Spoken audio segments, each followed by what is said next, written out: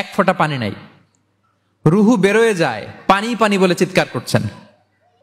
তৃষ্ণায় যখন কাতর, ওই সাহাবীর কাছে পানি নিয়ে আসা হলো, মশক দিয়ে পানি নিয়ে আসা হলো, সামান্য কিছু পানি যে নেন। তো উনি যখন পানি খাবেন দেখতে পেলেন যে পাশে আরেক ভাই চিৎকার করে পানি পানি, এক ফোঁটা পানি দাও, চিৎকার করছে। ওই সাহাবী বলতেছেন আমার দরকার নেই, আমার ভাইকে নিয়ে আগে দাও, আমি পরে খাবো। আল্লাহ। ওই দ্বিতীয় সাহাবীর কাছে যাওয়া হলো এই মশক নিয়ে, যে আপনি একটু পানি খেয়ে তার হৃদয়টাকে শান্ত করেন, ঠান্ডা করেন। তিনি যখন পানি মুখে নিতে যাবেন, পাশে আরেক ভাই চিৎকার করছে পানি পানি, এক ফোঁটা পানি দাও। ওই সাহাবী বললেন আমাকে না, আমার ভাইকে দাও, আমার আগে আমার ভাইকে দাও। ওই সাহাবার কাছে নিয়ে যাওয়া হলো যে আপনি আগে খান।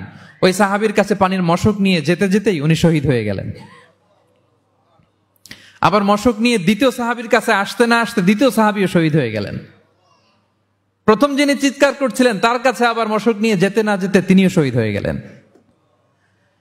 সুবহানাল্লাহ পড়বেন না? ওয়ায়ুসিরুনা আলা আনফুসিহিম ওয়ালাউ কানা বিহিম খাসাসা।